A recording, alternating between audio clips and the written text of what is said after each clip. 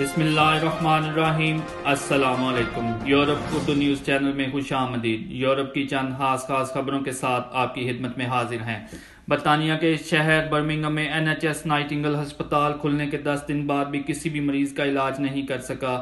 اس کا مطلب یہ ہے کہ یہ نئی سہولت جسے نیشنل ایگزیبیشن سینٹر میں بنایا گیا اس کی بالکل بھی ضرورت نہیں تھی۔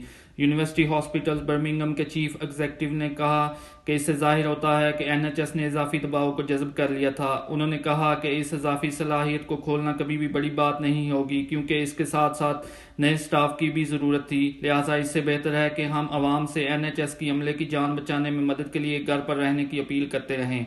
اٹلی کے وزیر اعظم جوزیپے کونتے نے کہا ہے 4 مئی سے اقدامات میں نرمی کی جائے گی، لوگوں کو چھوٹی تعداد میں اپنے رشتہ داروں سے ملنے کی اجازت دی جائے گی، پارکس، فیکٹریاں اور عمارتیں بنانے والے مقامات دوبارہ کھل جائیں گے، لیکن اسکول ستمبر تک کلاسز دوبارہ شروع نہیں کریں گے۔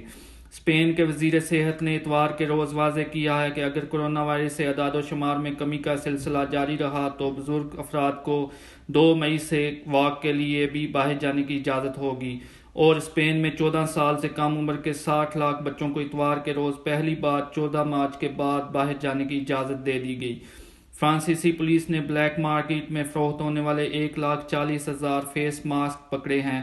عہدیداروں کا کہنا ہے کہ انہوں نے پیرس کے علاقے سین ڈینی میں واقع ایک گھر میں فیس ماسک ڈلیوری اتارنے والے ایک بزنس مین کو پکڑا ہے۔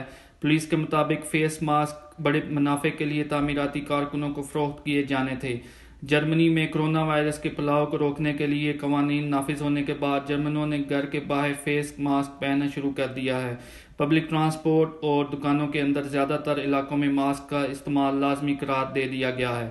فی الحال کے لیے اتنا ہی، آپ سے اجازت چاہیں گے۔ السلام علیکم۔